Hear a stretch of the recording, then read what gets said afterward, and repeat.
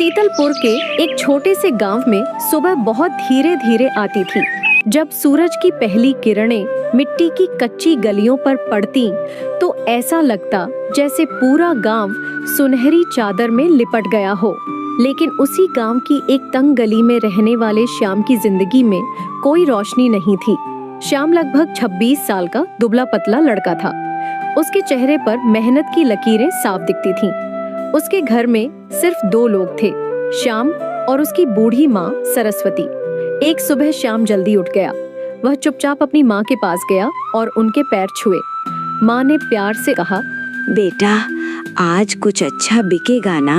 श्याम ने मुस्कुराने की कोशिश की, लेकिन उसके दिल में डर था। हाँ माँ, आज जरूर बिकेगा, भगवान पर भरोसा रखो। उसने अपना पुराना ठेला बाहर निकाला। उस पर एक छोटा गैस स्टोव रखा, एक भगोने में मटन रखा और कुछ मसाले ठेले पर रखी। ठेला भारी था, लेकिन श्याम धीरे धीरे उसे धकेलता हुआ गांव की चौपाल तक ले गया। कुछ देर बाद 3 आदमी बातें करते हुए वहां आए। श्याम ने तुरंत कहा, साहब, मटन लगा दूं क्या? दूसरा बोला, ठीक है भाई, एक एक प्लेट लगा दे। श्याम ने जल्दी से मटन परोसा। तीनों ने खाना खाया, पैसे दिए और बिना कुछ बोले चले गए। श्याम उनकी तरफ देखता रह गया। वह चाहता था कि कोई कहे, लेकिन किसी ने कुछ नहीं कहा। दिन बीतते गए। कुछ ग्राहक आते लेकिन शिकायत करते। एक आदमी बोला, भाई, इसमें स्वाद ही नहीं है।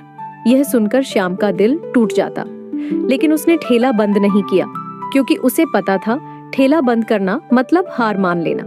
किराए की समस्या। एक शाम जब श्याम घर लौटा तो दरवाजे के बाहर मकान मालिक खड़ा था। श्याम, 3 महीने का किराया बाकी है, कब देगा? श्याम ने हाथ जोड़ ली। मालिक, बस थोड़ा वक्त दे दीजिए, मैं सब दे दूंगा।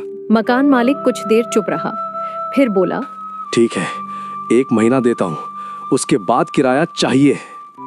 श्याम ने राहत की सांस ली, लेकिन उस रात वह सो नहीं पाया।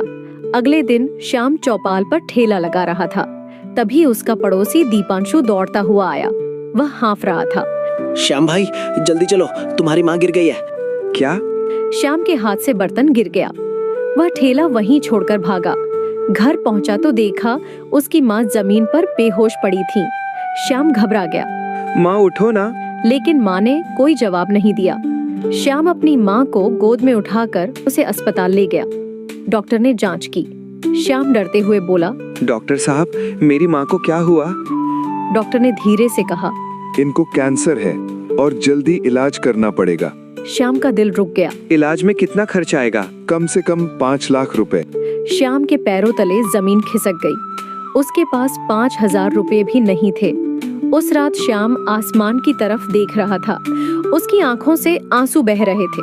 अगले दिन उसका बचपन का दोस्त अर्पित शहर से गांव आया। उसने श्याम को उदास देखा। क्या हुआ भाई, तू इतना परेशान क्यों है?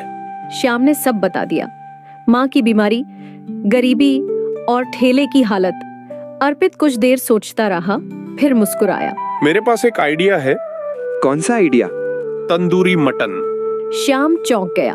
वो तो बहुत महंगा होता है। हम सस्ता बनाएंगे, गरीब आदमी की कीमत में। दोनों ईंट भट्टे गए, कुछ ईंटें खरीदी, फिर कबाड़ी से एक पुराना ड्रम लिया, जंगल से मिट्टी लाई। रात भर दोनों ने मेहनत की। हाथों में छाले पड़ गए, लेकिन सुबह तक एक देसी तंदूर तैयार था। माँ ने कमजोर आवाज में कहा, बेटा, इतनी मेहनत मत करो, अगर मुझे कुछ हो गया तो। श्याम तुरंत बोला, ऐसा मत कहो माँ, तुम्हें कुछ नहीं होगा। अगले दिन दोनों बाजार गए।